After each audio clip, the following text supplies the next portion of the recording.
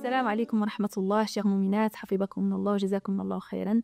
بعد أعوذ بالله من الشيطان الرجيم بسم الله الرحمن الرحيم إن الحمد لله نحمده ونستعين به ونستغفره ونعوذ بالله من شرور أنفسنا وسيئات أعمالنا من يهده الله فلا مضل له ومن يضلل فلن تجد له وليا مرشدا سبحانك ربنا لا علم لنا إلا ما علمتنا إنك أنت العليم الحكيم سبحانك ربنا لا فهم لنا إلا ما فهمتنا إنك أنت الجواد الكريم اللهم يا معلم آدم علمنا ويا مفهم سليمان فهمنا اللهم علمنا ما ينفعنا وانفعنا اللهم بما علمتنا وزدنا علما نافعا اللهم اجعل أعمالنا صالحة ولوجهك خالصة ولا تجعل لأحد غيرك فيها حظا ولا نصيبا يا أرحم الراحمين يا رب العالمين.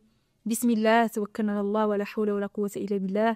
Bienvenue, chers mouminates, dans ce podcast exceptionnel, avec des personnes exceptionnelles. Les élites du Coran, en nom de Oussala Sana, vous présente ce podcast qui va parler d'un sujet très très important, qui est devenu une nécessité pour cheminer vers la connaissance d'Allah, vers la pratique de la religion. Et je vous présente ma chère sœur de cœur Amina, ma chère sœur de cœur Aïcha, ma chère sœur de cœur Hanan, et on va parler aujourd'hui d'un sujet très important. Je donne la parole à Aïcha. Assalamu alaikum wa rahmatullahi wa barakatuh.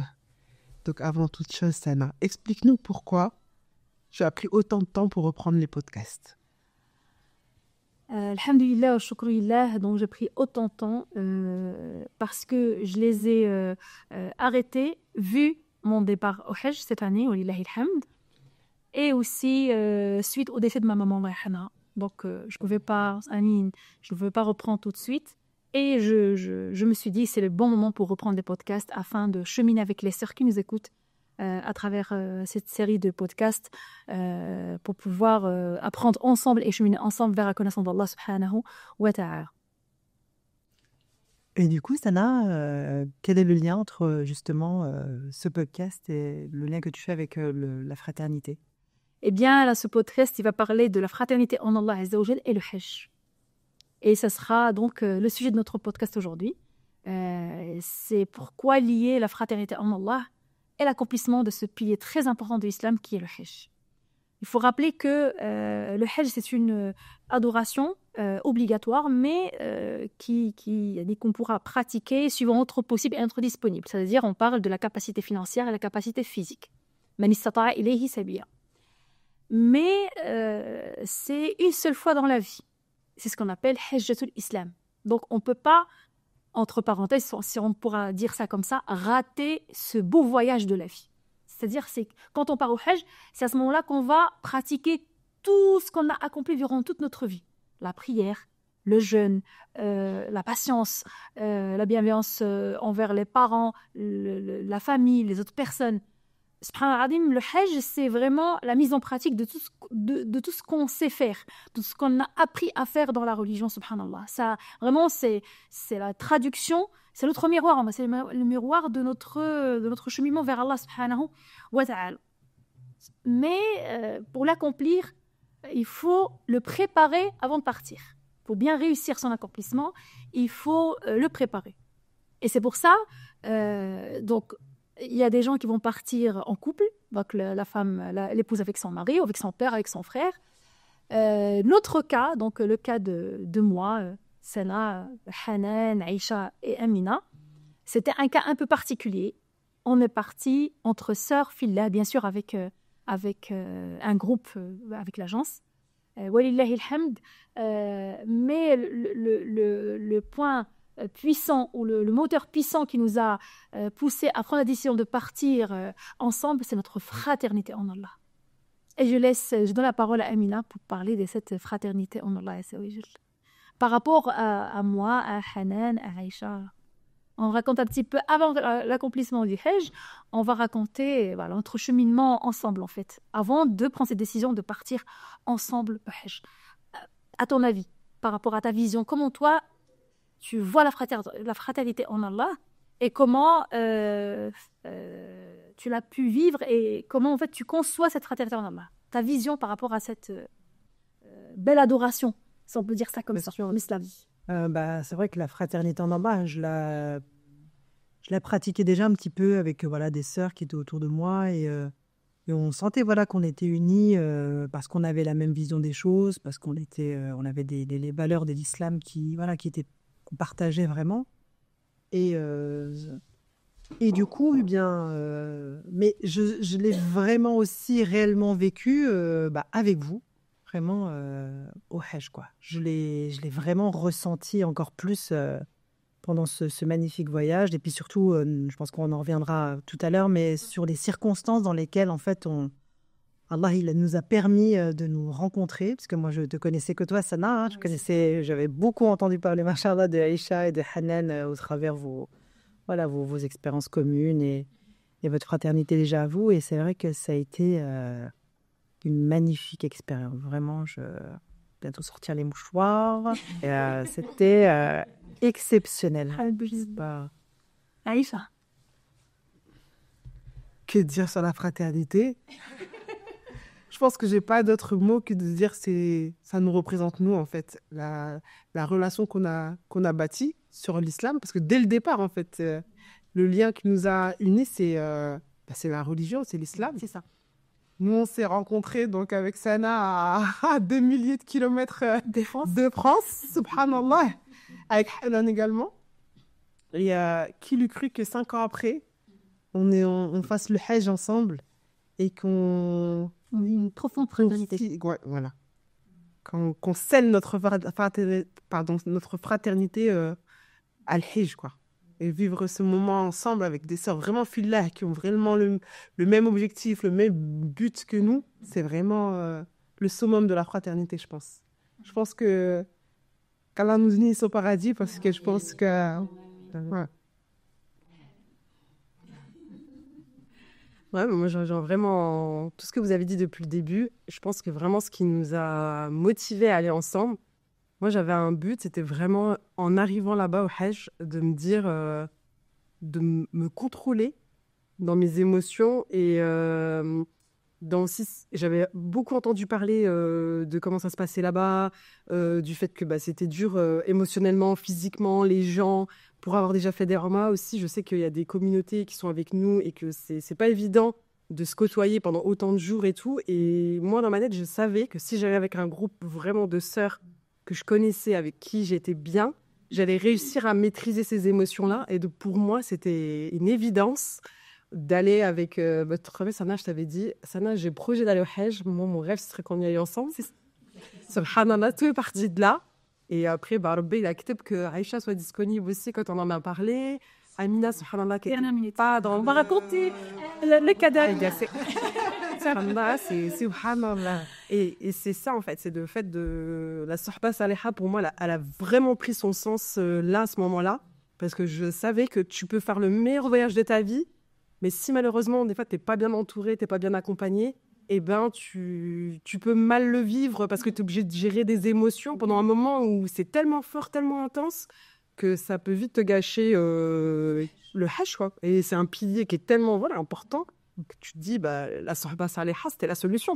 C'est ça. C'est ça. Et tu as dit une chose très importante, c'est que tu cherchais la Sohba Saliha. Il y a énormément de sœurs et j'ai eu beaucoup de remontées par rapport à ça. Une sœur, elle me dit, je suis partie avec mes sœurs, des sœurs que je connaissais, mais c'était pas une vraie sohba en fait. Ils avaient le wahm de sohba. Ils étaient là que par intérêt par exemple, ou parce qu'elles me rendent un service, je rends un service. Il n'y avait pas une profondeur spirituelle dans cette sohba qui fait que ces sœurs-là programment le voyage d'une vie. Une hajja qui est valable une fois, l'obligation c'est une fois. Si tu la refais une deuxième fois, c'est une surérogation. Donc la première fois, c'est une obligation. Donc il faut vraiment préparer ce voyage-là avec les bonnes personnes. Et là, c'est l'arrière-plan de chacun qui vient. La niya que tu mets dans ta relation. Exactement. C'est l'arrière-plan. Allah, il a commencé par ça, par nous démontrer que c'est ensemble qu'on devait y aller et qu'il nous avait établi d'y aller ensemble. C'est quand on voit comment on a commencé déjà, même dans les préparatifs, parce qu'on ne sait pas forcément... confier l'une à l'autre pour se dire je vais faire le Hajj, etc. Je ne sais même plus comment ça s'est passé, mais ça s'est passé. Subhanallah. Je pense qu'on avait eu une discussion Et j'ai dit, ben, en fait, je projette, Inch'Allah, avec mon père de faire le Hajj. Et je me dis, subhanallah. Il se rappelle une chose. Hanan, elle vient de Dubaï. Aïcha, elle vient du Hauts-de-France. Et moi et Amina, on est dans l'est de la France, la même ville. Et subhanallah, moi et Amina, on était voisines. C'était déjà il y a longtemps, 10 ans. Oh, c'est ça, tu le sais. 10 ans. Donc une fraternité vraiment qui était quotidienne et qui était avec unie à sincère, vouée exclusivement pour Allah Azza wa Jalla. Vraiment un amour sincère, non conditionné en fait. Et puis on a appris aussi, enfin moi j'ai appris le voisinage aussi, l'importance du voisinage aussi avec toi quoi. Hein. Ça vous a été vrai aussi. Non, ma balek est vraiment, c'est la face. On le sait, on sait que nous dans notre religion le voisin est important, il a des droits sur nous, on en a aussi sur lui, etc. Mais le vivre vraiment dans la pratique, voilà, on a vécu les hauts et les bas. Voilà. Intense, vraiment. C'est ce qu'on habitait exactement dans la même résidence, le même palier, l'une en face de l'autre. Exactement. Et on n'avait pas on cheminait naturellement, sans arrière-plan, sans calcul. En plus, voilà, parce qu'on veut dire Allah au centre de notre comportement. Oui. On est voisines, on construit une fraternité en Allah, mais ce contrat-là, il était témoigné, ou le grand témoin était Allah Azza wa Jalla. Si je faisais quelque chose pour Amina, ou Amina, si elle faisait quelque chose pour moi, c'était je le fais pour Allah.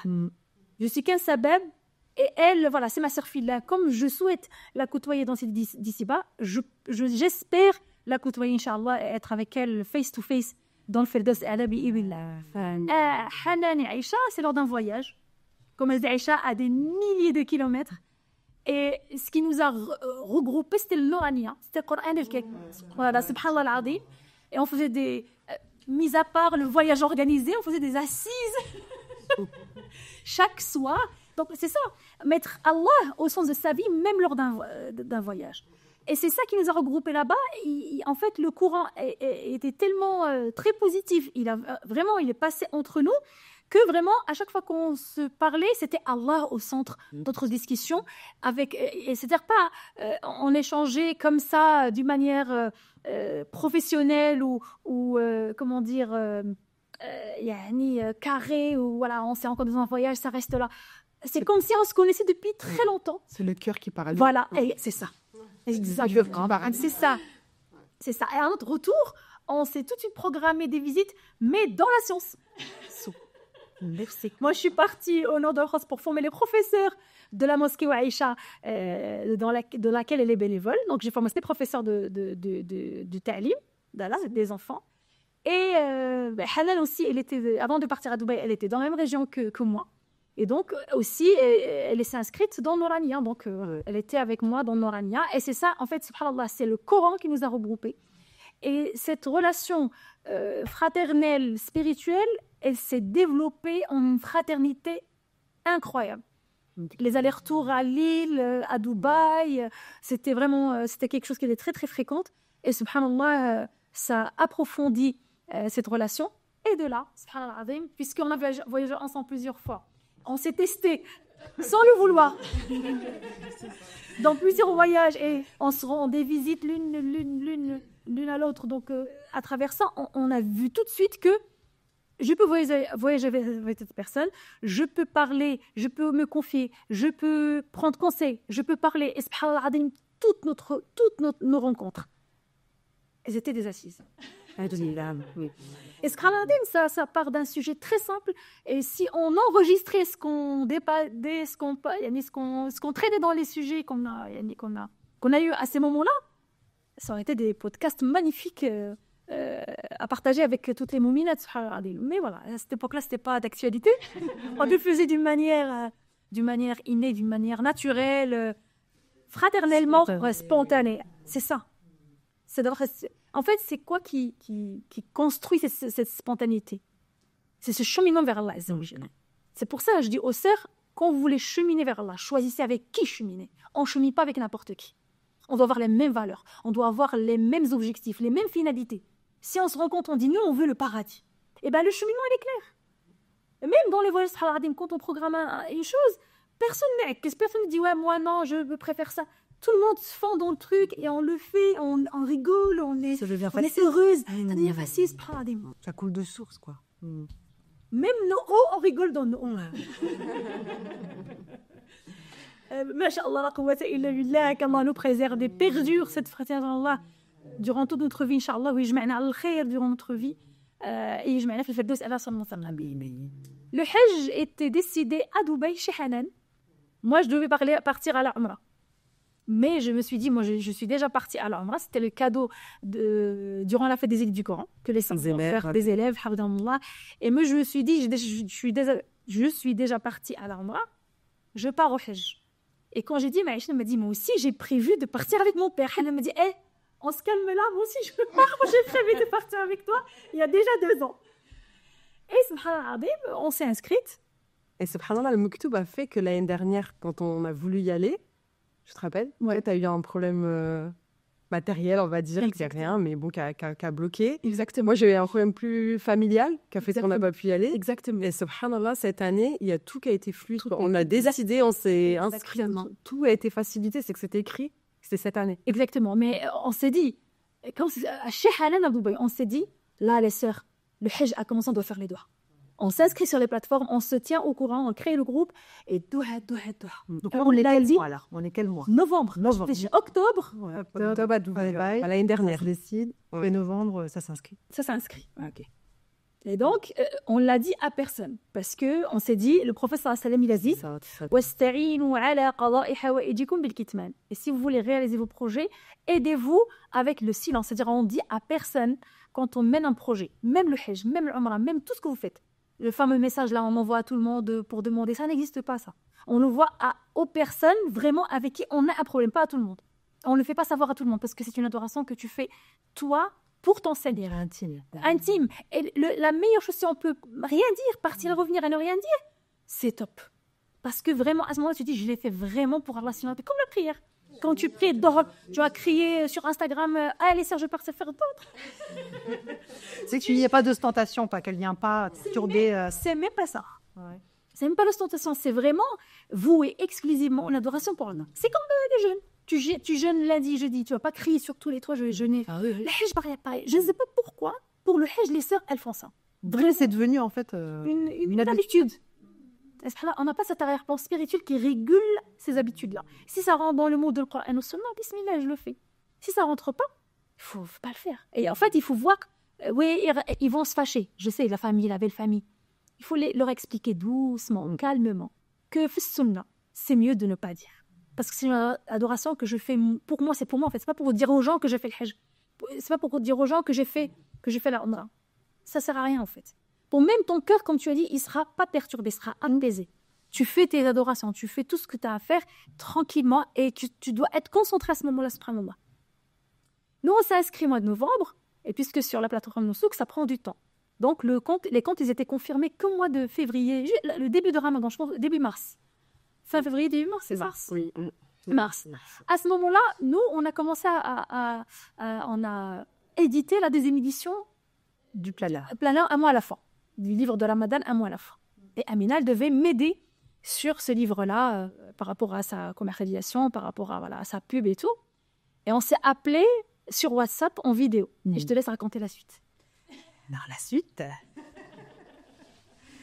Et la suite, donc on parle, et puis, alors je ne sais pas comment, enfin, Allah a fait en sorte, tu vois, que je ressens. Je ressens que tu vas partir. Moi, je n'étais pas du tout au courant. Tu n'étais pas là, c'est là. Il y en a plein qui m'ont envoyé, subhanallah, à ce moment-là. Est-ce que tu seras parmi les invités d'Allah cette année? Wallah, il a beaucoup côté. Samira, elle va se reconnaître. Cette science avec conscience, elle va se reconnaître parce qu'elle aussi va poser la question. Ouais, subhanallah. Et bah, du coup, moi, je fais partie des gens qui ont ressenti ça aussi. Et donc, on discute un peu du planeur. Et puis, je te pose comme ça la question. Je fais, et Sana. À la fin de la paix. Avec les larmes aux yeux. Ouais. Elle est toute rouge, là. Sana, est-ce que tu partirais pas au Hajj, là? Tu vas pas partir au Hajj, là? Je t'ai dit comme ça. T'es choquée. Je me dis, bah ouais. Comment tu sais? Parce que je l'ai pas dit, en fait. J'ai dit, écoute, je ne sais pas, je l'ai ressenti. Et tu m'as dit, oh, j'en ai la chair de poule. Comment ça se fait? Comment tu sais? Je fais, écoute, parce que moi, il y a 5-6 ans, j'avais fait une doha, tu vois, et j'avais dit, tu vois, si tu me permets d'aller au Hajj, j'aimerais que ce soit avec Sana. Ah, moi, c'était ça. C'était, voilà. Mon mari l'avait déjà fait une dizaine d'années. Il s'avérait que je pouvais pas le faire à ce moment-là avec lui. Et après, donc nous, on s'est connus en tant que voisine et tout. Et puis, voilà, j'ai vraiment ressenti que tu étais la personne parfaite avec qui partir, comme tu disais, c'est-à-dire avec laquelle je me sentirais bien à l'aise, où je sais que cette adoration sera vraiment accomplie avec foi, vraiment, vraiment. Et parce qu'aussi, nos expériences ont fait que, bah voilà, moi, j'ai commencé aussi dans la Nia avec mes enfants, etc. J'ai goûté à la saveur de tes apprentissages, à Noran. Donc, tu vois, je me suis dit, mais voilà, je ne veux apprendre ma sang d'aucune autre personne, mais que de toi, quoi. Et donc voilà, on pleure un petit peu. Et tu m'as dit, alors pour s'inscrire, j'y suis viens. Ah, j'ai dit oui, alors oui, On s'est inscrit. Si on veut dire, je viens avec toi. Je te dis comme ça, je viens avec toi. Je ne savais pas si j'avais l'argent, si mon mari était OK. J'ai décidé comme ça sur WhatsApp à la fin de l'appel, je viens. Eh ben, on s'est inscrit. Je t'ai inscrit sur Nusouk et 2 heures après, elle était validée. Subhanallah. Elle, vraiment, elle était appelée par là. Ouais. Et que soir, on en avait parlé avec son mari. Ah oui, parce que je dis, attends, je vais quand même lui en parler. On s'est inscrit, mais en fait, je vais voir. Comme la fin de son mari, c'est une obligation spirituelle. Mais subhanallah, il a dit oui, l'argent était prêt, tout. On avait le conseiller pour pouvoir débloquer, parce que c'était quand même une grosse somme, pour qu'on puisse en fait le mettre sur l'application de Nusouk et tout. Et c'était là où j'ai dit aux sœurs, il y a une sœur qui va venir avec nous. Oui. Pour vous dire, chère Mouminette, dans ces moments-là, que la fraternité, elle se dévoile vraiment. Aucun problème. Eh oui, si elle vient de ta part, on sait. Donc c'est comme nous, comme toi, donc c'est la même chose. C'est comme ça quand tu m'as dit avec Alain et Aïssa, tu m'as dit deux sœurs, les sœurs. D'ailleurs, moi j'avais déjà entendu parler de vous, mais sans vous connaître, mais comme si je vous connaissais déjà un peu. Donc, les sœurs de l'île, moi j'appelle Jésus. avec Tisha qui chapeaute tout, Allahumma barak, Hanana Dubaï. J'ai dit, ouais. Et c'est comme ça que tu as apparu sur le groupe WhatsApp. Parce qu'on avait déjà notre groupe WhatsApp. Et après, c'est là où elle nous a dit, je rajoute Amina, voilà, elle sera parmi nous. Et tout de suite, le courant, subhanallah, il est passé à l'èche. Toujours, cher Mouminette, Allah au centre de tout ce que vous faites. Wallah, ça ramène apaisement. Ça ramène l'amour. Une grande mahabba. Fillah subhanahu wa ta'ala. Et c'est là que la aqida, elle prend le dessus. Parce que les trois, ils ont fait aqida avec les élèves du cours. Je ne veux pas la dire, elle fait le podcast pour ça, du tout. C'est juste parce même moi qui l'enseigne, on a goûté au bienfait de cette matière exceptionnelle. Exceptionnelle. Indispensable, parce que ça régule tout. Tu sais pourquoi tu fais ça et pour qui tu le feras. Et ça te donne sens à tout ce que tu vas accomplir comme acte par la suite. Donc, à chaque fois que tu veux faire quelque chose, même tes sentiments, même tes cheminements, est-ce que ça rentre dans le monde du Coran ou Sunna? Est-ce que c'est des comportements ou des actes qu'Allah aimerait et agréerait? Je l'ai fait. Et de là, donc, Amina, elle était dans le groupe. Et là, plusieurs épreuves ont commencé avec Nusouk. Et c'est là qu'Aïcha, elle a dit, le Hajj a commencé. Ouais, je me rappelle de ces préparatifs. Mais à travers ça, tout a été facilité. Oui. On s'est appelé en vidéo. Vous vous rappelez quand on avait été validé? Mais attention, on n'a pas parlé de comment on a été validé. Subhanallah, la connexion des cœurs, la connexion des femmes. C'était le premier jour de Ramadan. Moi, je me souviendrai toujours. Et il y avait une grande épreuve avec, comme le dit Ustad Hassana, avec le site Nusouk. Parce qu'il avait bugué. On devait s'inscrire à 20h, je crois, le soir. C'est ça. Et il avait commencé à bugger. Oui, parce qu'il faut rappeler que sur Nusouk, en fait, vous créditez l'argent du voyage. Le wallet. Voilà. Et une fois qu'en fait, les ouvertures les inscriptions sont ouvertes, c'est le package Nusouk, il faut cliquer pour valider. Et valider le package. Et il faut que les premiers arrivés, premiers servis. Voilà. Mais alhamdoulilah, si on a eu un bon préparatif en amont, c'est qu'on a tout préparé, les formules.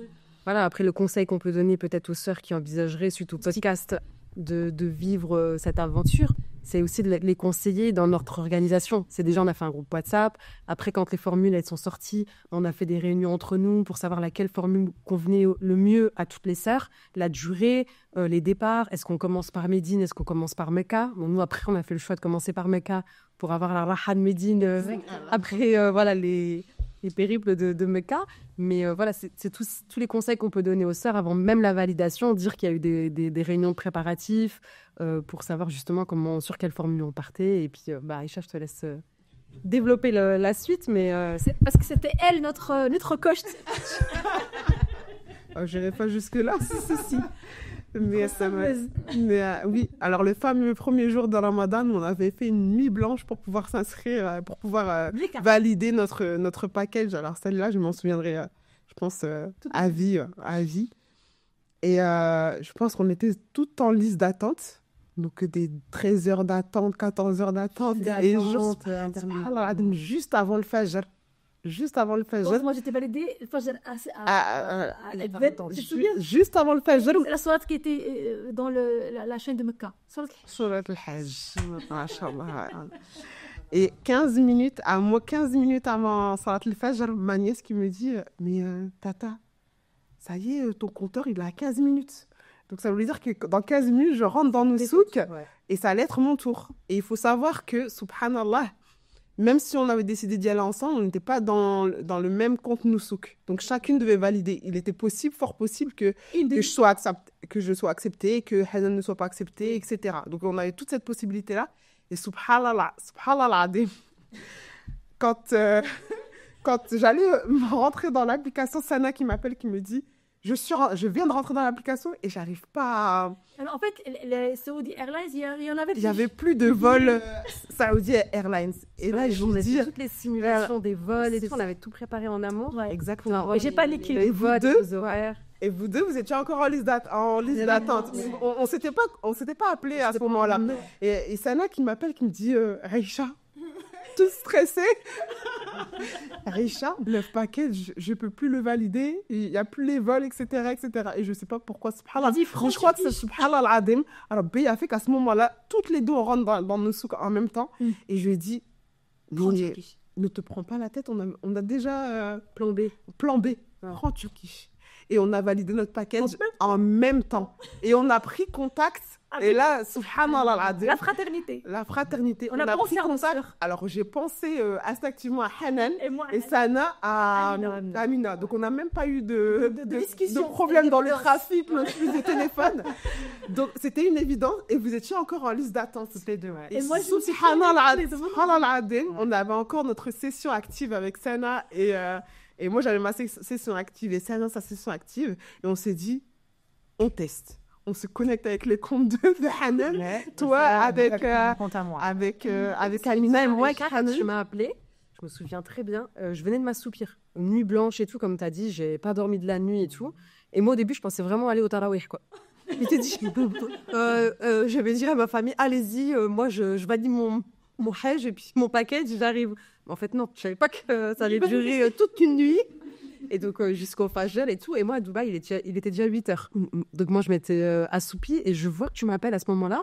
Je réponds et tu me dis, Hanan, connecte-toi. Ça y est, Aïcha, Sama et moi, on l'a validé.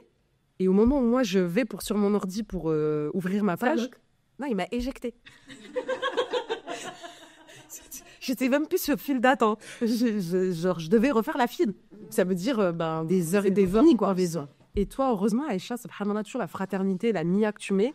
Tu m'as dit, attends, Hanan, j'ai ouvert un autre onglet dans un autre ordi, je ne sais pas comment tu avais fait. Et tu m'as ouvert une page et tu m'as dit, donne-moi tes codes. Et je t'ai donné mes codes et tu as pris la main pour me valider ma formule. Ouais. Et moi, Amina, elle était déjà inscrite chez moi. Ouais, moi, parce qu'on avait déjà, tu m'avais déjà fait bah oui, sur mon ordinateur. Voilà, on avait fait sur ton ordinateur. Donc, elle avait déjà préenregistré les codes. Tout ouvert, ça s'est ouvert. Validé. Fait. Elle m'a dit, chez moi. En plus, il faut savoir qu'à ce moment-là, il y avait des problèmes encore sur les comptes parce qu'à cause des hadiths, il y avait certains paquets qui n'allaient pas. Et nous, on n'a rien. Oui, c'est-à-dire qu'en 10 minutes, c'était bouclé. Oui, sur du vol personnalisé, là, qui était un peu stressant de reprendre les vols. Mais au final, c'est vrai que c'était un stress parce que le fait de valider pour qu'il était à distance, mais je me suis dit, Rabbi va pas. Exactement. Rabbi nous a facilité jusqu'à là. Inch'Allah, on va y aller. Et alhamdoulilah, c'est ce qui s'est passé. Et là, l'aventure a commencé. Mais après validation, on n'était pas ensemble dans les mêmes chambres. Il fallait encore. Mais ça c'est. Alhamdulillah. Voilà, parce que ça me salut à toutes les quatre. Genre toi, Aïcha, t'avais des personnes de ta famille. Moi, j'avais une personne aussi avec moi de ma famille. Exactement. Donc après, il fallait aussi qu'on s'organise pour essayer d'être au maximum proches et d'être dans les mêmes chambres. C'est vrai que c'était pas évident, c'était pas... Ouais, subhanallah, la Amina est en train de me montrer une photo souvenir du départ. On n'est pas de char de gueule. Voilà. C'était magnifique. Ouais. Et donc, subhanallah al-azim, ce voyage exceptionnel de l'Hajj, après tous ces péripéties au début, c'est pour rassurer les gens et leur dire que c'est normal de vivre tout ça. C'est normal de passer par tout ce cheminement-là, parce que le Hajj, c'est un appel d'Allah, c'est un appel du divin. Et un appel du divin, c'est pas gratuit. Il faut payer pour le mériter. Il faut donner l'effort qu'il faut. En salat, en doua, en... le mot maintenant qui est en mode le tahajjud. Faites qiyam layl. Oui, voilà. Voilà. Faites juste un quart d'heure avant le fajr et priez qiyam layl et demandez à Allah Azza wa Jalla, Rabbi, et Yom al-Jumu'ah aussi. Rabbi, bi'ibnillah, il va vous répondre, subhanahu wa ta'ala. Et quand ça part avec une bonne niya, vouée exclusivement pour lui, Allah subhanahu wa ta'ala yujib. Wallah yujib. Il répond subhanahu wa ta'ala. Et moi, je vais griller toutes les étapes qu'on va vous raconter du Hajj et je vais vous donner déjà un truc qui m'a marqué, qui va me marquer toute ma vie. C'est quand on était à Médine, le dernier jour, avant de revenir en France.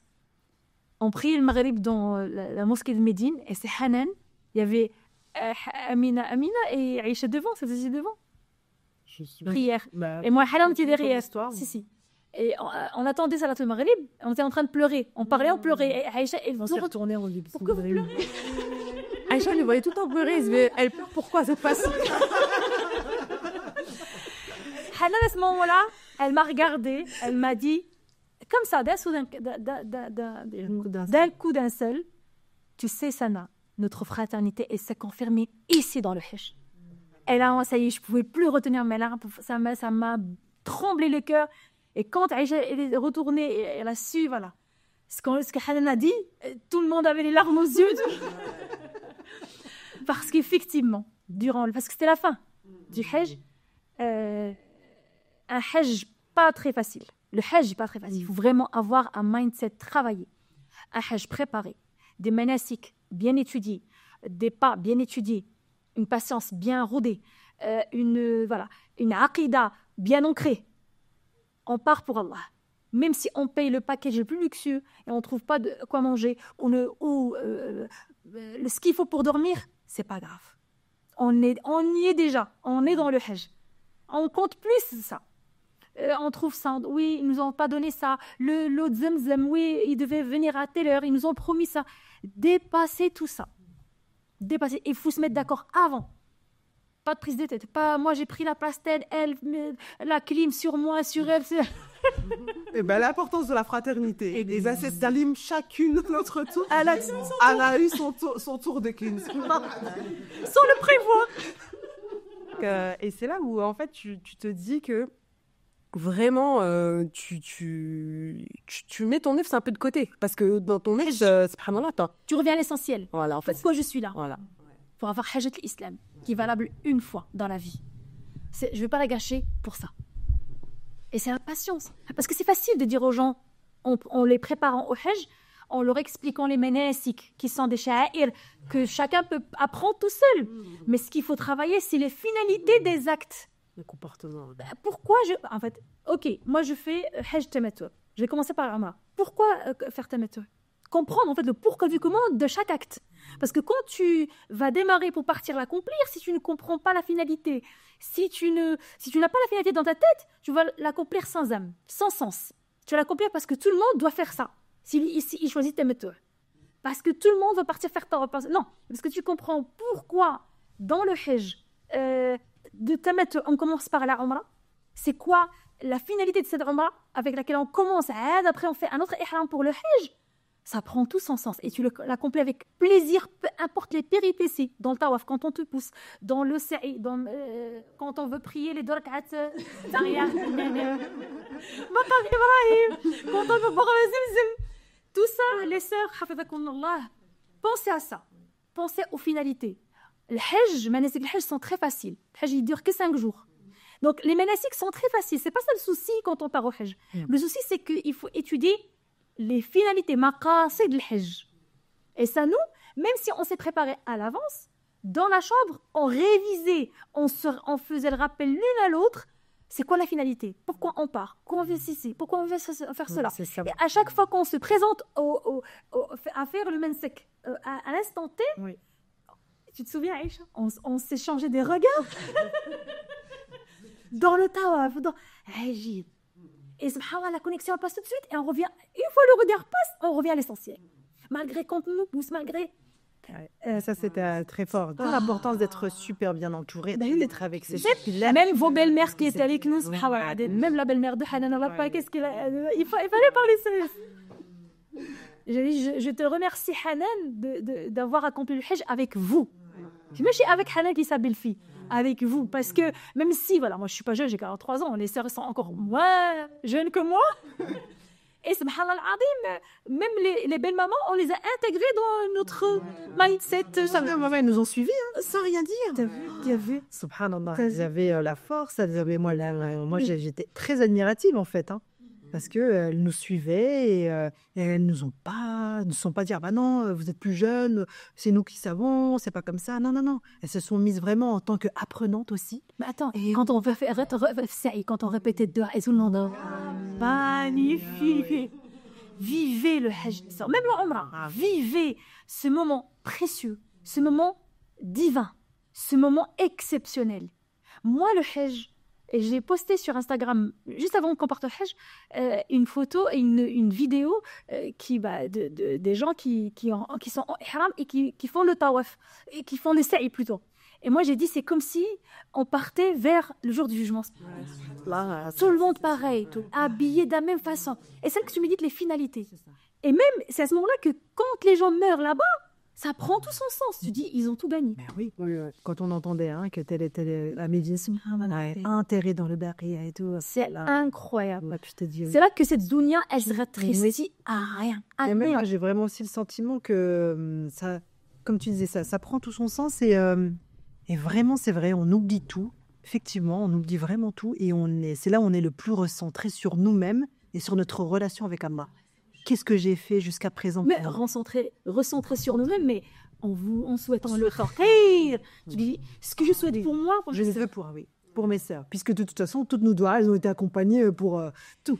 Et pour toi, et pour toi, et pour toi, et pour toi. Et même et c'est le barbon tout le temps. Jusqu'à où maintenant. Et même quand on s'entrait, quand on a fait Umrah Tamattu, t'as coupé tes cheveux, viens, On était toutes complémentaires, tous les pays. Tout le monde. Chacune, instinctivement, elle avait un rôle accompli. Ah ben oui.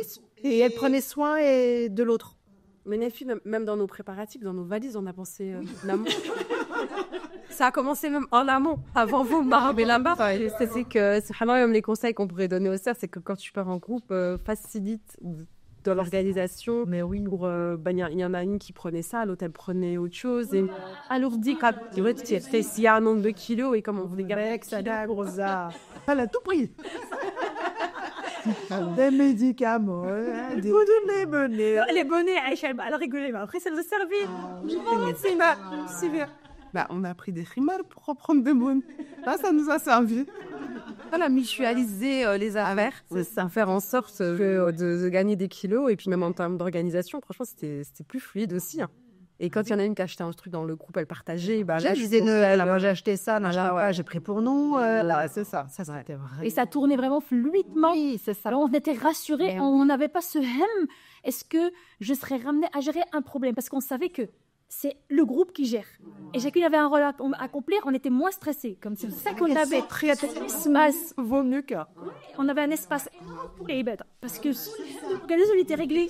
Les problèmes de chambre, pas de problème de chambre. Là, d'organisation. Vraiment, on était centrés sur. Aux adorations. Certains vont rigoler sur ça, même le passage à la salle de bain. Oui. Ouais. Et pourtant, on était 4. Parfois, c'est très fluide. On n'a jamais eu de souci, une qui a tardé ou autre. Ça, c'était fluide. C'est très, très fluide, subhanallah. Yes. Donc là, on a de Tamattu, alhamdoulilah, très, très bien passé. Et donc, on a pris le temps de méditer le début du Hajj. On a pris le temps de méditer ce départ vers Minen, ce départ vers Arafat, ce départ vers Mouzdalifa, ce départ vers Ramil Jamarat, ce départ. Et ce séjour à Minen, c'était vraiment pour moi. Le Hajj, c'était la grande épreuve du Hajj. Avec la chaleur, nous, on était presque toutes malades à un moment donné, à tour de rôle. Une bienveillance extrême. On pensait à tout. Même moi, ça m'a marqué quand on faisait le Jamarat et on était à bout, du bout. Et quand elle sortait sa bouteille ou son pchit, elle pensait à tout le monde. Elle pensait le pchit pour les rafraîchir. Et on se demandait, ça va, le ça va là. Et c'est répété du début jusqu'à la fin. Bien sûr, on remercie du fond du cœur notre guide Isha, qui avait le vrai sens d'orientation. En fait, on ne s'est pas perdu. Je marchais bien droit, bien vite. Allahumma barik. Ah, mais oui, là, ça joue. Mais oui, parce Ils ne s'étaient pas sûrs. ouais, c'est que ça nous entraînait, tu vois. Moi qui n'ai pas le sens d'orientation, je partais tranquille parce que je sais qu'impossible qu'on se perdait parce qu'il y avait Aïcha avec nous. Oui. Parce que des fois, tu sais, la fatigue, et des fois, elle peut prendre le dessus. Mais quand tu vois ta sœur qui avance et qui y va, et puis qu'on y va, allez, c'est bon, on y va. Tu vois, on y va. Et subhanallah, on avait l'une sur l'autre. Ah oui, tout là. Oui. Et elle est où? Et ta belle-mère? Et la tienne? Ça va, Allez, ça là. Hop. Puis des fois, on se rattrapait parce que tu vois, il y avait par là, mais c'est emporté par la foule et ça peut aller très très vite. On peut très très vite se perdre. Hein. Non, alhamdoulilah, c'est vrai que les Jamarat, c'était vraiment une lourde épreuve quand on était dans la foule et tout, c'était très dur. Mais alhamdoulilah, le fait d'être entre nous soudés, même dans les moments les plus difficiles, on a vraiment ressenti cette mahabba fillah qui nous a permis de passer cette étape-là et en se disant on était rassurés d'être ensemble et je pense que toute seule, tu ne vis pas pareil. Non. Le Hajj, il est fait pour être vécu ensemble. Et pas seul. Et en fait, les gens, c'est ceux qui ne savent pas sur le Hajj, parmi les premières finalités de Hajj, c'est servir les croyants. Même si on te pousse, même si on te prend, il faut savoir partager, savoir donner sa place, savoir rendre service. Ça, c'est la grande finalité de Hajj. Est-ce qu'on va se rencontrer avec des gens qu'on ne connaît pas, qui n'ont pas les mêmes habitudes, qui n'ont pas vécu comme nous, qui n'ont pas les mêmes finalités, qui n'ont même, il y a des gens qui ont jeté les pierres sur nous. Et ils étaient en train de rigoler, ils sont partis, même si on leur a dit, ça marche pas. C'est aïe, quoi. Tu sais, des fois, ça se sentait. C'est à ce moment-là, tu te dis, on n'est pas pareil. Ouais. Voilà. On n'a pas la même conception. La même conception du Hajj, la même vision du Hajj. Et c'est là où il faut voir cette diversité autrement. C'est à ce moment-là que tu vas te sentir en valeur. Tu dis, alhamdoulilah, Rabbil m'a donné un bienfait de savoir plusieurs choses et d'accomplir au mieux mon Hajj, avec mon possible et mon disponible. Voilà, dans l'apprentissage, dans le cheminement. Mais wallah, les sœurs, moi, avant de partir au Hajj, j'ai fini des cours de le fiqh avec les sœurs et quand je leur ai enseigné, le Hajj, c'était la dernière chose à enseigner dans fiqh al-ibad. Je leur ai dit, ce que je suis en train de vous enseigner, c'est de la théorie. L'année prochaine, peut-être que je vais vous enseigner le vrai Hajj parce que je l'aurai accompli. Mais c'est ça, on ne peut pas enseigner aux gens une chose que tu n'as pas vécue. Mais si tu leur enseignes, tu dois leur prévenir que moi, je suis en train de vous expliquer une théorie. Je ne peux pas vous donner plus parce que je ne l'ai pas encore goûté. Le Hajj, c'est exceptionnel parce que ce n'est pas donné à tout le monde. C'est un appel d'Allah.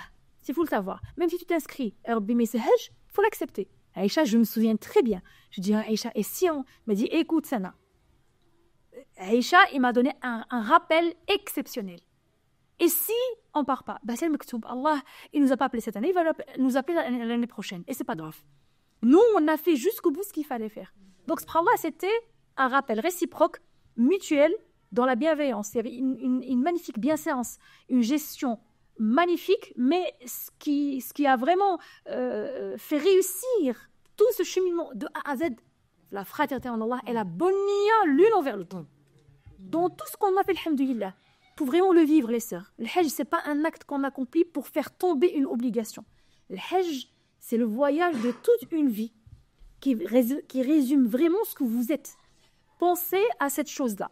Normalement, quand on chemine dans cette vie d'ici-bas et on accomplit toutes nos adorations, peu importe si Allah nous a accordé le Hajj ou pas, nous sommes en train de préparer l'être qui sera devant Allah le jour du jugement. Préparer ce wuqouf. وَأَمَّا مَنْ أُوتِيَ كِتَابَهُ بِيَمِينِهِ فَيَقُولْ هَاؤُمُ اقْرَءُوا كِتَابِيَهْ. Donc, ça se prépare dès maintenant. Donc, pensez à ça. Ça se prépare, bien sûr, progressivement, suivant le cas de chacun, la vie de chacun, le cheminement de chacun, l'apprentissage de chacun. ce qu'il sait de la religion. Donc, chacun, il a voilà, un bagage, un arrière-plan dans sa spiritualité qui est différent des autres. C'est normal et voilà, c'est une sunna d'Allah sur cette terre. Mais ça se prépare, subhanallah. Il faut préparer ce voyage-là de A à Z. Déjà le préparer en apprenant énormément de choses sur le Hajj, en maîtrisant le pilier, partir étudier les manasik de Hajj, mais le plus important, c'est les finalités de chaque acte accompli. Pourquoi je le fais et pour qui je le fais. Ça, c'est très important. Le Hajj, pour moi, avec mes sœurs filles, mes sœurs de cœur, pour moi, c'était un Hajj de la fraternité. Alors, peut-être on peut l'accomplir en couple, les sœurs ils peuvent l'accomplir en couple. Avec le couple, on doit le préparer ainsi. C'est à ce moment-là que ce mithaq ghalidh du mariage se confirme, parce que à ce moment-là, la femme avec son mari peut être devant le Kaaba et on se fait des promesses. Inch'Allah, comme Rabbi nous a réunis devant le Kaaba, quand Rabbi nous a réunis devant Maqam, le prophète sallallahu alayhi wa sallam, devant le temps du Qadr, Inch'Allah, il va nous réunir le Firdaus al-A'la bi'idhnillah. Si on l'accomplit avec nos parents, pareil. Si on l'accomplit avec nos frères et sœurs de sang, pareil.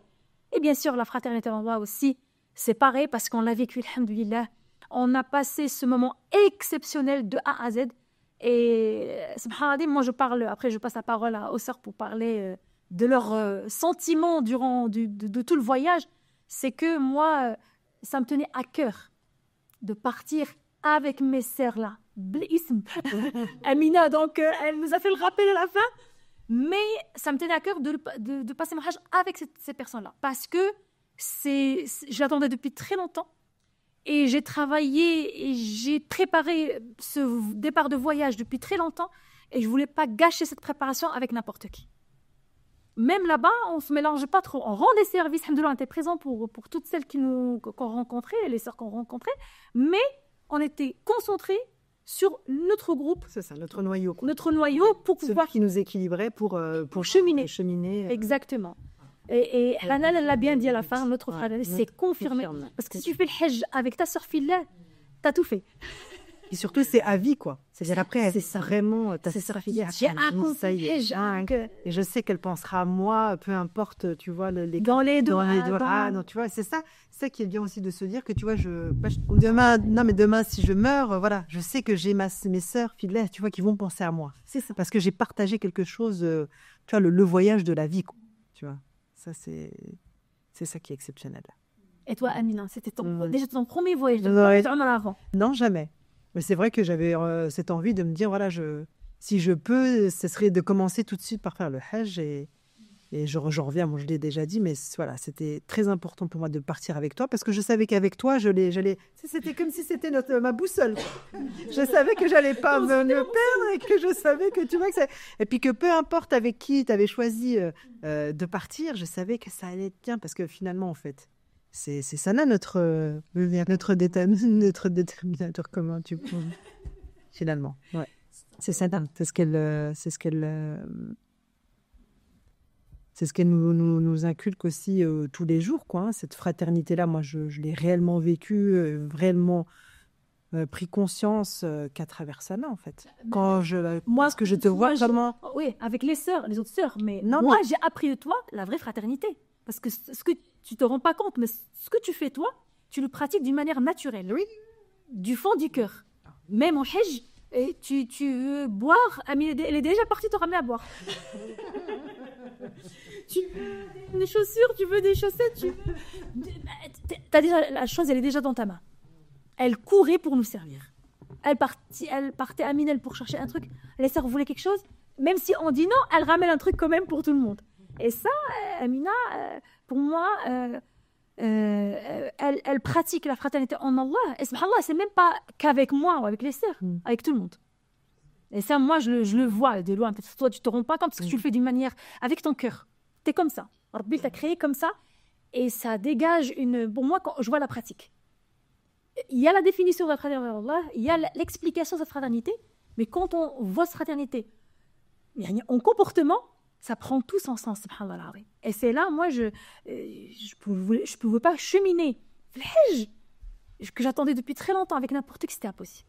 Il fallait des gens comme moi, qui ont la même vision, les mêmes finalités, le même toujours, les mêmes réflexions. Et à un moment donné, on se comprenait qu'avec les regards, sans pouvoir parler. Même quand on montait dans le bus, les places étaient déjà pour nous, voilà. Et donc, Puis le fait que tu sois aussi tellement humble aussi, Sana, qui fait que, tu vois, c'est très facile aussi de voyager avec eux, on ne croit pas. Hein. C'est très du tout. Parce que tu nous mets, on est quand on a l'impression, tu sais. Pourtant, machallah, la science qu'elle a, je me dis, on se sent au même pied d'égalité, tu vois.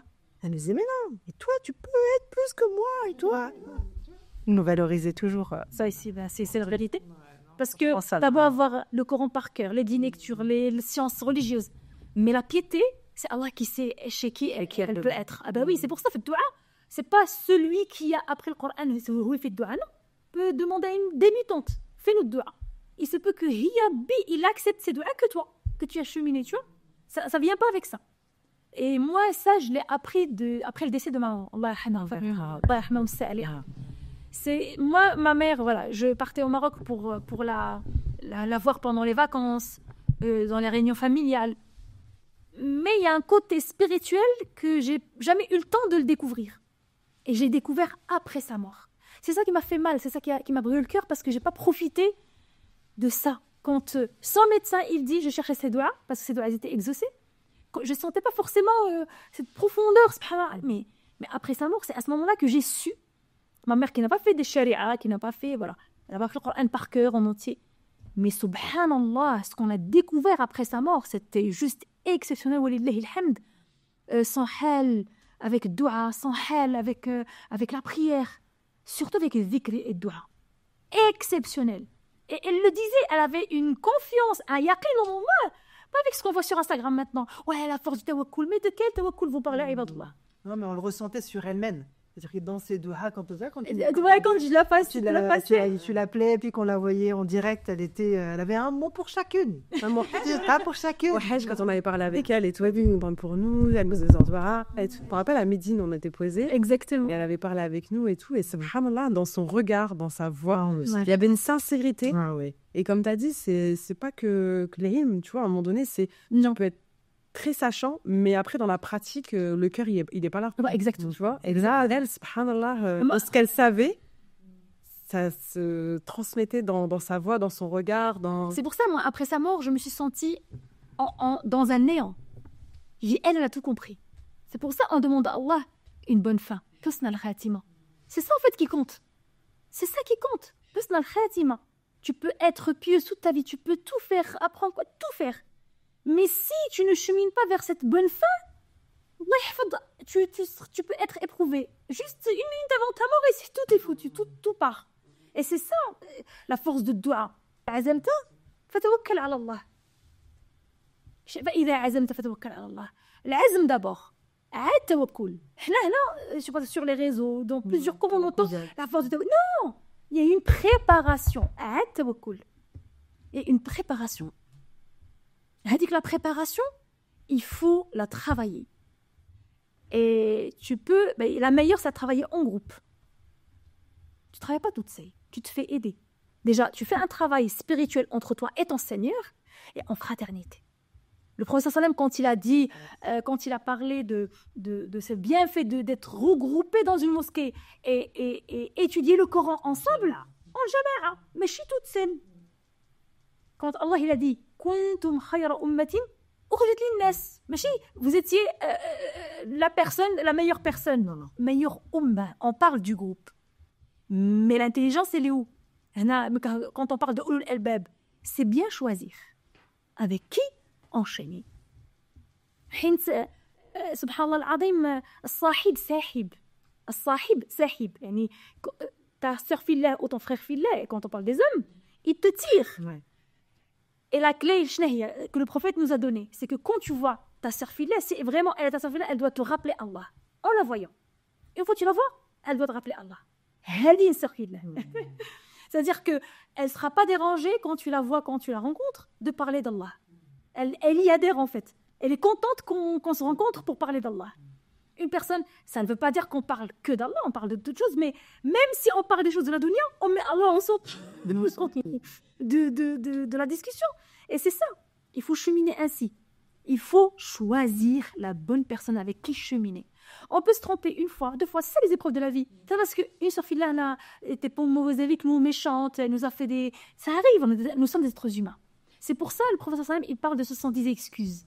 Ça ne veut pas dire 110 excuses d'être débile ou être une personne qui subit toute sa vie. Non.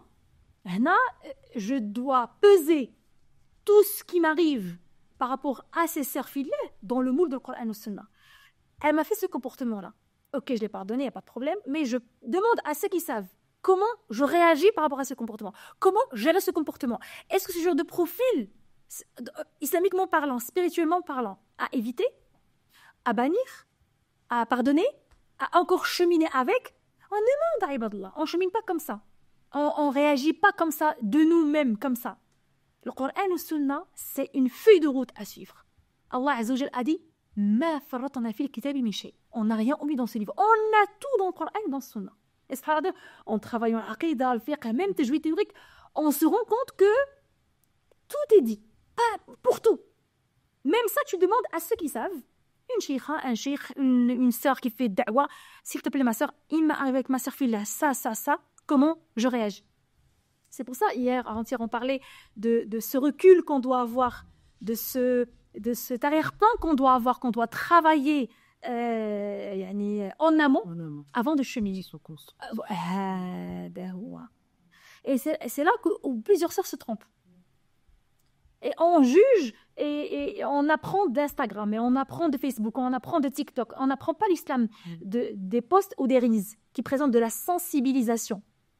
On apprend la science de sa source, avec les gens qui savent. Le grand savant Ibn Sirin, il a dit Al-ilmu din, fanzuru amman ta'khuduna dinakum. La science est une religion. Regardez sur qui vous apprenez. Tu m'aurais souvent répété. Tu l'as tout le temps répété. C'est pareil pour la fraternité en Allah, pareil. Et on n'a pas besoin de plus. Par exemple, les chouïrs, qu'est-ce qu'ils disent? Ils disent on n'a pas besoin de boire bermil. Comment bermil en français? Un gros pot. Un baril. Un baril de jus d'orange pour savoir que c'est un jus d'orange. Vrai ou faux? Tu goûtes, tu sais que c'est jus d'orange. Une personne qui fait du mal, une fois, deux fois, trois fois. Une fois, ok, tu pardonnes. Deuxième fois, tu te poses des questions. Si tu donnes encore ton visage troisième fois, c'est toi qui as un problème. C'est pas la personne. Ben oui. L'islam, c'est une très belle religion qui nous pousse vers la réflexion. Pour toujours se poser le pourquoi. Comme on s'est dit hier. Bah, tu chemines. Tu t'es jamais posé la question pourquoi je répète la Fatiha 17 fois dans la journée? Pourquoi il m'est recommandé de dire ce Kahf chaque vendredi? De le salat le manque avant de dormir? Pourquoi Adkar Sabah le Masa? Pourquoi cette répétition? Eh bien, cette répétition, c'est pour ancrer tous les bienfaits de ce que nous sommes en train de répéter dans le cerveau, dans l'âme et dans le cœur. Et c'est ce qu'on appelle le kulliyat.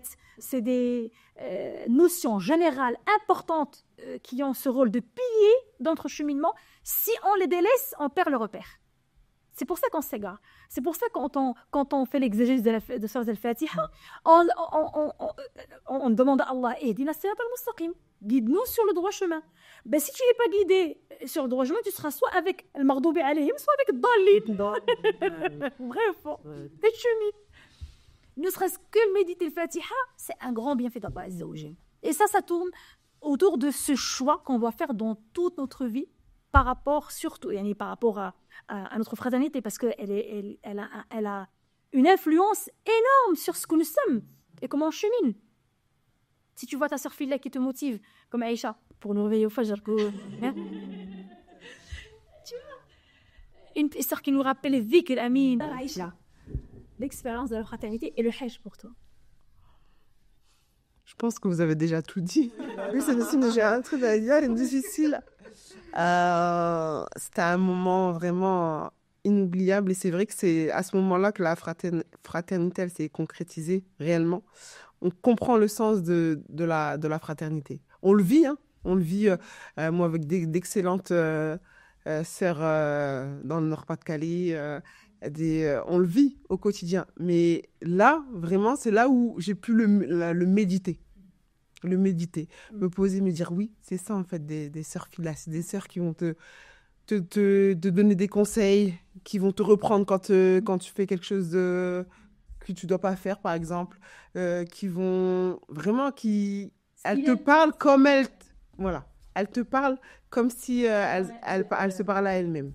Et ça, c'est quelque chose, au moment de l'Hijj, quand tu fais ton Hijj, tu veux que, Inch'Allah, ton Hijj soit accepté, mais tu veux aussi que le Hijj de tes sœurs soit accepté. Et là, ça a pris tout son sens, en fait. Et on se dit que on a une part dans le Hijj de chacune. Subhanallah. Et j'espère qu'Allah nous récompensera pour ça, qu'il accepte nos Hijj, tout simplement. Et voilà. Et qu'il fasse perdurer cette mahabba entre nous.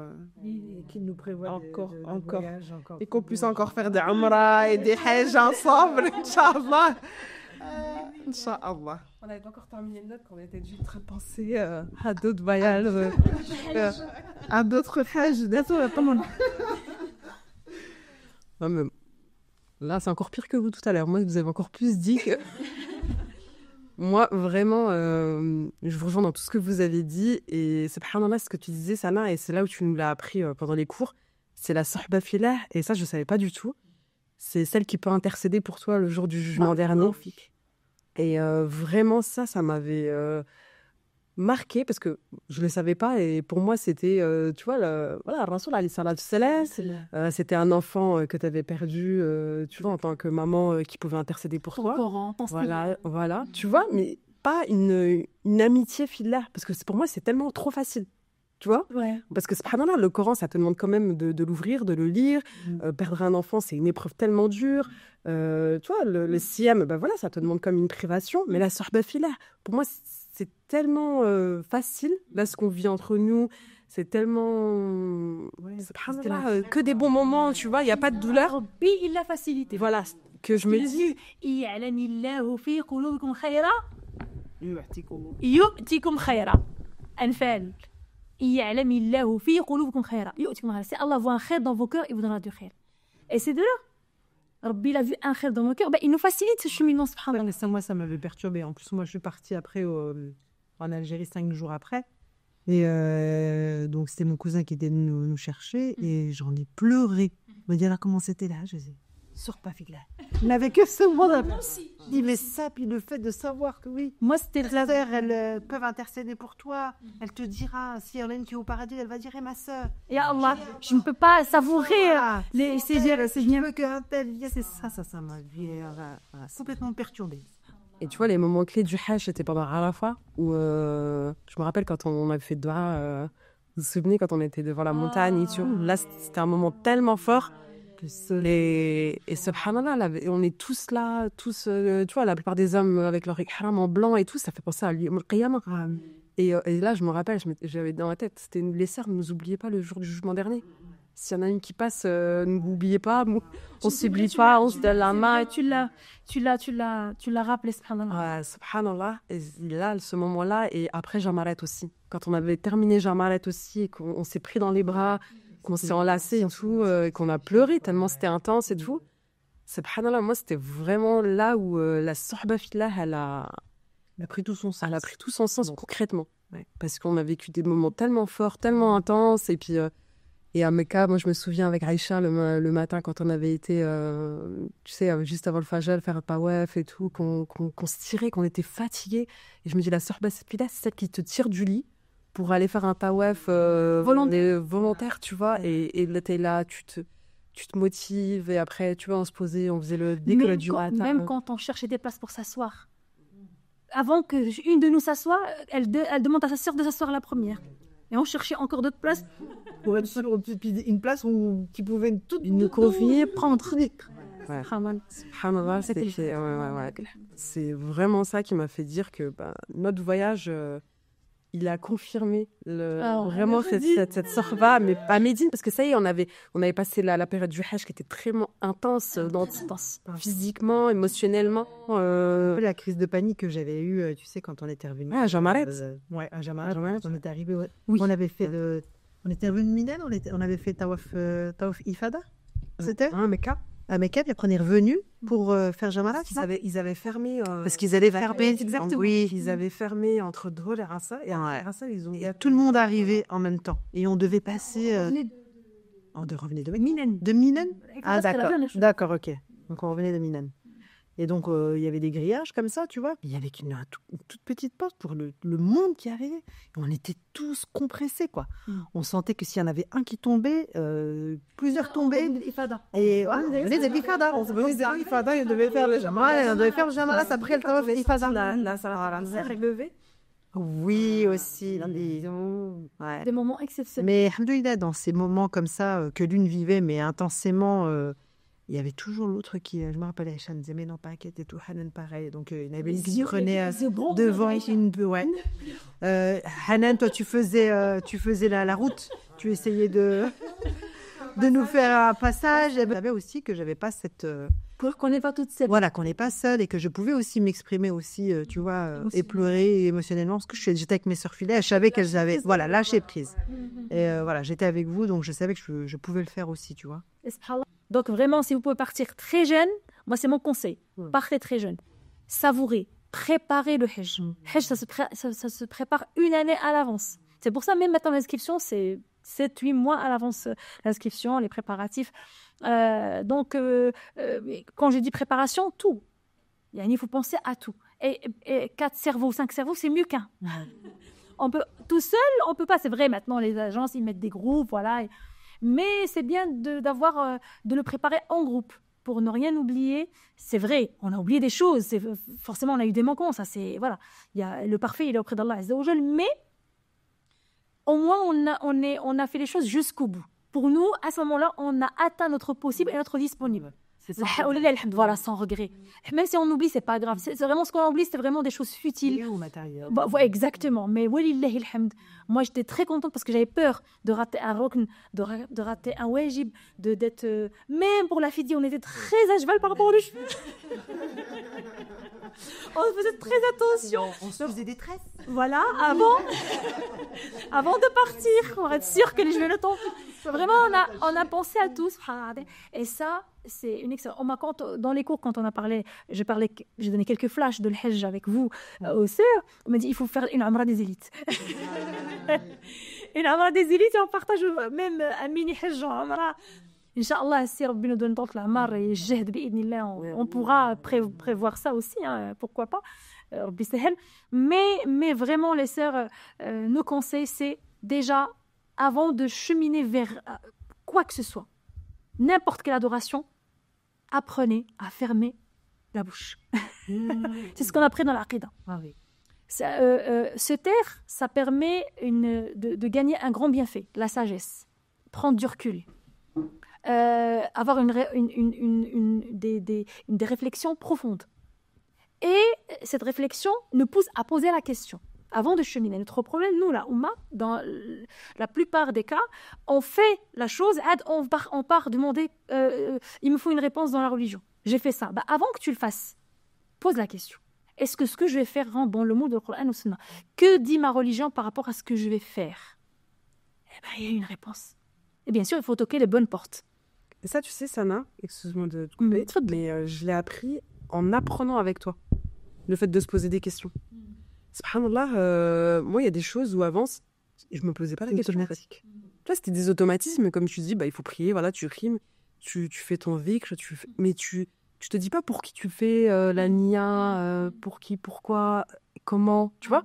Et subhanallah, c'est en apprenant avec toi que je me dis, il y a des choses, en fait, finalement, tu les fais des fois mécaniquement, mais se poser les bonnes questions, avant de faire un truc qui est pas bien, pourquoi je fais ça, et est-ce qu'Allah, il accepterait ce que je vais faire, et comment Allah réagirait, tu vois, vis-à-vis de ce que je vais faire et tout. Tout ça, subhanallah, c'est quand tu apprends que tu comprends pourquoi et dans quel but tu fais les choses, en fait. Et subhanallah, ça, c'est vraiment une chose que tu peux encourager les personnes vraiment, c'est le fait d'apprendre ta religion en commençant par la aqidah, le fiqh et tout. C'est vraiment ce qui te donne du sens dans ce que tu fais. C'est ça. Tu vois? Et ce qui permet aussi, du coup, de perdurer dans tes adorations. Et de pas se dire... Qu'elles ont un sens. Qu'elles ont un sens, tu comprends pourquoi tu le fais. Ouais. Donc finalement, en fait, tu le fais, tu vois. C'est Parce ça, que des nana. fois, tu le fais pas, ou tu le fais moins, ou tu le fais moins intensément, ou comme tu dis, tu le fais pas autant. Présence de cœur. De la présence. Ouais, présence de cœur. Pleine conscience. Je sais les choses en pleine conscience. C'est ça. Parce qu'il y a un jour du jugement. Tout ça peut Et la halawa, elle vient là après. Oui, c'est ça. Tu vois? monter dans le degré de l'ihsan. Bah, si tu fais les arkan l'islam, t'es vraiment très bas. C'est un niveau, c'est le B à bas. Quand tu montes au arkan l'iman, je précise bien que c'est 6 piliers, pas 7. Parce que sur certains points, j'ai vu que c'était 7 piliers. C'est 6 piliers de la foi. Quand tu fais les 6 piliers de la foi, tu pratiques la foi. Là, tu es dans un degré intermédiaire. Normalement, les piliers de l'islam et de la foi, quand tu les pratiques bien comme il se doit, ils doivent normalement te pousser à monter dans le degré de l'ihsan. C'est là où tu goûtes la halawa. C'est là où tu vois les finalités de ce que tu fais. C'est là où quand tu vois, que tu te vois toi-même, tu donnes sens à tout ce que tu fais, c'est à ce moment-là que tu goûtes. Tu dis, ah ouais, bah oui, ma prière, en fait, tu sens un truc différent en priant. Quand tu dis, il te répond. Wallahi, mais ça. Et même, tu as conscience des bienfaits d'Allah sur toi. Oui. Par exemple, moi, tu vois, rien que le fait de me dire que finalement, comme cette phrase, moi aussi, que tu nous avais dit, et que tu nous répètes aussi des fois en cours d'arida, si vous êtes là, à ce moment-là, en train de faire ça, et que vous êtes dans le cours, ou vous êtes parti au Hajj, c'est qu'Allah, il vous a choisi. Ah, maman. Et celle-là, cette phrase-là, je me dis, mais oui, en fait, j'ai été choisie par Allah, avec des sœurs qui ont été choisies par Allah, pour qu'on soit ensemble. Et aujourd'hui, moi, je vais pas, tu vois, regarde comment. Si tu veux connaître ton degré d'Allah, regarde où il t'a mis. إذا أردت أن تعرف مقامك عند الله فانظر فيما أقامك. Je répète, si tu veux connaître ta place auprès d'Allah ou ton degré auprès d'Allah, regarde où il t'a mis. Si tu es mis dans des cours du Coran, tu es meilleur que plusieurs. Rabbi t'a choisi. Des cours de sciences religieuses, Rabbi t'a choisi. Avec une sahaba salihah, Rabbi t'a choisi. S'il t'a facilité un khair, Rabbi t'a choisi. Par exemple, une sœur m'a dit, oui, ma mère, elle me tombe toujours dessus, c'est moi qui fais les courses. J'ai dit, mais on est 7 sœurs et frères. Ben, Rabbi t'a choisi. Le khubiza, c'est toi qui l'as pris. C'est toi qui as eu ce bien. Rabbi nous choisit. Donc, il faut méditer ça aussi. c'est ça. Et c'est pour ça, Rabbi, il nous demande de l'adorer avec science et pas avec ignorance. Rien ne vient avec l'ignorance. Ou moi-même, je vais réfléchir, je vais m'atteindre, ou avec d'autres sciences. D'autres sciences hors Coran. L'automatisme nous fait tomber dans l'ignorance, quoi. C'est ce qu'on appelle il faut l'ada. On s'habitue parce qu'on le fait tous les jours. Or que si on le fait avec une présence du cœur, et c'est facile la présence du cœur, hein, Wallah, c'est pas difficile. Déjà, tranquillise-toi. On va tous partir, on va tous mourir. Pourquoi courir? Si tu cours pour le rizq est entre les mains d'Allah. C'est pas toi qui le donne, c'est pas les autres qui le donnent, c'est Allah qui te le donne. Et une chose très importante que les gens doivent avoir dans le cœur, c'est que Rabbi, il te donne quand tu lui montres déjà. Si toi, tu fais rien. Et même si tu fais rien, Rabbi, il te donne un minimum. Mais si tu veux plus, il faut donner plus. Il faut sortir de sa zone de confort pour fournir l'effort. Dunya, c'est comme ça, il faut fournir l'effort. Jannah, elle coûte trop cher. Il faut donner de son temps. Il faut donner dans les orations. Il faut donner de sa compréhension, de son fahm, pour cheminer correctement vers Allah Azza wa Jal. Donc tu ne peux pas cheminer comme ça. Rabbi, je nous calme. Ud'ouni astajib lakum. Et il a dit juste astajib lakum. Demandez-moi si je vous réponds. Il veut dire, même si vous ne me demandez pas, je vous réponds. Ben non. Rabbi, chaque tiers de la nuit, il descend. Et il demande, est-ce que quelqu'un a une demande pour que je puisse lui exaucer sa demande? Il faut d'abord faire. C'est lui qui nous confirme ça. Sur le Tawbah, Rabbi, quand il a dit et travailler. Il faut d'abord faire pour avoir. On va avoir sans faire. Prêt à penser, prêt à consommer. Et tout ce qu'on voit sur maintenant, la mode maintenant des rises, on apprend la religion de ça. Subhanallah, cette mode-là, elle fausse le cheminement. C'est le prêt à penser. Les gens, même quand on assiste à une conférence, c'est une sensibilisation. C'est pas l'apprentissage. En fait, c'est des mises en lumière, même les rises, les posts, même si tu dis, ouais, mais oui, mais je regarde que du religieux. D'accord, mais ça reste quand même de la sensibilisation. C'est des flashs, c'est des mises en lumière pour te dire, hé, réveille-toi. Elle dit qu'il est important, tu dois le faire. Mais elle te dit, le poste, il ne peut pas te dire comment le faire, à quel moment le faire, c'est quoi les bienfaits, pourquoi le faire, pour qui le faire, à quel moment le faire. C'est pour ça que ça reste éphémère et sur le coup on le fait, on va le faire, on sent bien, mais après c'est tout. Exact. Ça ne reste pas dans la. Et en fait, consommer plusieurs informations en même temps, c'est éphémère. Le cerveau ne peut pas les capter. Parce que quand on s'amuse déjà à passer les reels, qui te garantit que tu ne tombes pas sur un truc haram? Là, on part sur la base que tu vois que du religieux. Tu as perdu le temps. Vous savez, les anciens savants, ils disaient, je l'avais dit, ils comptaient le temps avec les anfas, la respiration. Nous, maintenant, on a 4h, 16h, 14h, minuteur.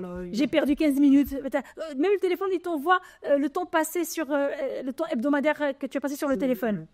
Nos autres savants, ils comptaient le temps avec les anfas. Si c'est anfas, sa respiration n'est pas perdue dans le dhikr, dans le Coran, dans les choses. En fait, même s'il travaille un travail manuel, sa bouche khadama. Soit il fait le dhikr, soit il le Coran, soit il enseigne la science, soit il apprend une science. Le muhim, dhikr Allah, il est dans ses anfas. On ne sait pas quand ça va partir. Toujours dua. Tout ce que vous espérez accomplir dans cette vie d'ici-bas, spirituellement, demandez à Allah qu'il vous l'accorde. Même si vous partez chez Allah en ayant fait juste la moitié de la route, ou 25 ou 10%, Inch'Allah, chez Allah, vous le continuez. Il y a le calcul divin, comme tu nous dis. Il y a le calcul divin. Nous, on a un calcul le mondain. C'est ce qu'on peut assimiler, nous, les humains. Mais chez Allah, c'est un autre calcul. Donc, il faut cheminer avec ça. Il faut se donner à fond pour pouvoir, et correctement, et accepter cet effort à fournir. Même comme les sœurs qui veulent faire nouanier au Coran, elles veulent un résultat tout de suite. Allah, il a révélé le Coran al-Karim sur le prophète sallam sur 23 ans. Et toi, tu veux l'apprendre en 1 an et demi, c'est impossible. Il n'y a pas le Coran, je l'apprends sur 2 mois, 3 mois, 1 an. Non, il faut du temps. Il faut se donner le temps, il faut goûter, il faut vivre, il faut monter dans cette halawa, dans cet ascenseur qui te ramènera vers le halawa dans la pratique. Genre que quand tu dis Allahu Akbar, tu goûtes le Fatiha, tu goûtes Subhanaka Rabbi al-Azim, Subhanaka Rabbi al-A'la. Quand tu te remontes, quand tu fais tashahhud, tu vis. Parce que tu es devant le divin. Tu es devant celui qui t'a créé. En fait, tu es en train d'honorer un rendez-vous exceptionnel avec ton créateur. Tu t'es jamais demandé pourquoi 5 fois par jour? Allah, il veut t'entendre 5 fois par jour. Tu dois être là, présente 5 fois par jour. Ah ben, pourquoi Rabbi nous éprouve des fois? C'est pour nous entendre. L'invoquer comme un enfant qui demande à sa mère et qu'il laisse savoir cette chose-là. Rabbi, il veut nous tester. Il veut tester notre sabr, notre persévérance, notre patience. Et subhanallah, quand tu as cette chose que tu attendais depuis très longtemps, tu dis, j'ai bien fait de patienter. J'ai bien fait de ne... Alhamdoulilah, je me suis pas précipitée. Puis tout ça, ça renforce le dialogue. Ben oui, al-yaqin déjà. Al-yaqin. Ou Rabbi, quand il te voit dans l'acceptation, dans la patience et dans l'attente de sa réponse, il te donne tout de suite. Des fois, ce qui retarde la réponse, c'est ton hell, parce que tu veux tout de suite, parce que tu n'as pas ce yaqin. Tu dis, ouais, je demande à Allah, mais bon, avec tous mes péchés, il va me donner. Eh ben, c'est toi qui bloque en fait. Les savants, il explique ça comme ça. C'est toi des fois qui bloque la réponse. Parce que Rabbi, il se base sur quoi? Ce qui est dans les cœurs. C'est lui qui nous a créés. Mais il voit ce qui est dans nos cœurs.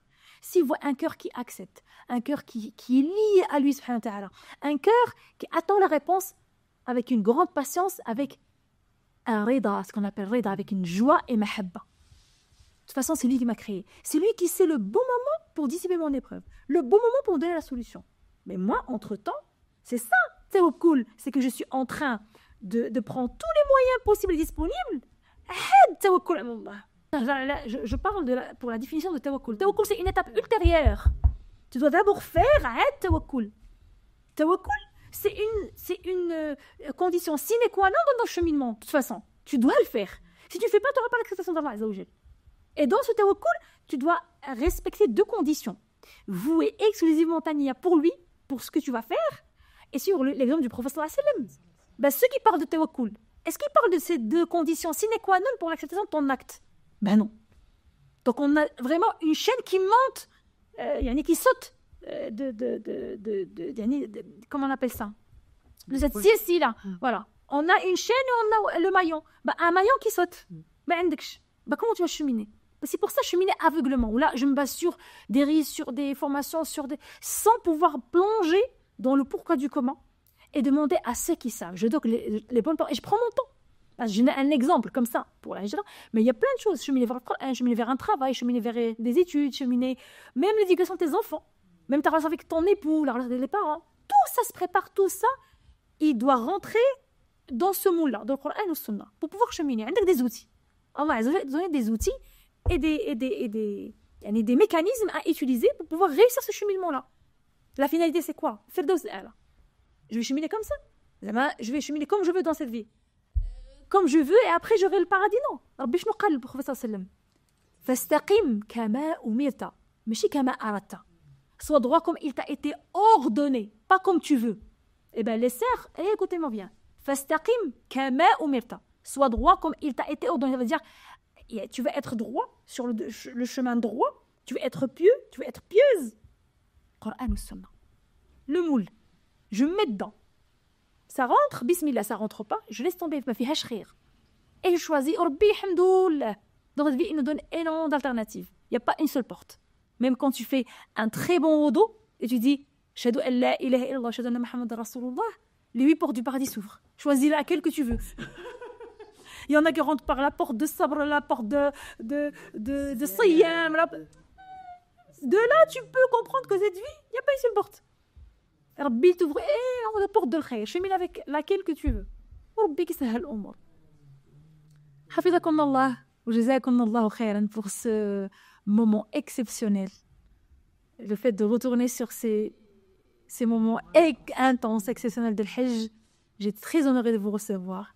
Très honoré de vous avoir comme sœur fillah. Rabbi yahfadkum min kulli sharrin wa su'. Allah yajazikum khair al-jaza'. نسأل الله عز وجل أن يجمعنا في هذه الدنيا على الخير يا أرحم الراحمين يا رب العالمين كما جمعنا في هذه الدنيا على الخير أن يجمعنا في الآخرة على سرر متقابلين في الفردوس الأعلى يا أرحم الراحمين يا رب العالمين اللهم أتم النعمة علينا يا أرحم الراحمين اللهم أتم النعمة علينا اللهم أتم النعمة علينا يا رب هذه الصحف في الله نعمة كبيرة علينا أتمها يا أرحم الراحمين يا رب العالمين اللهم لا تحرمنا يا أرحم الراحمين حلاوة هذه الصحبة يا أرحم الراحمين اللهم اجمعنا دائما على كتابك وعلى دينك يا أرحم الراحمين وعلى محبتك يا أرحم الراحمين يا رب العالمين اللهم يا أكرم الأكرمين أكرم أخواتي يا أرحم الراحمين بكرمك وجودك الذي لا ينقطع سبحانك تعاليت يا أرحم الراحمين يا رب العالمين اللهم اغفر لنا وارحمنا وتقبل منا يا أرحم الراحمين اللهم اجعلنا من مفاتيح الخير ومغالق الشر سبحانك اللهم وبحمدك نشهد أن لا إله إلا أنت نستغفرك ونتوب إليك جزاكم الله خيرا وحفظكم à très bientôt Inch'Allah pour un nouveau podcast حبيبكم عليكم السلام ورحمة الله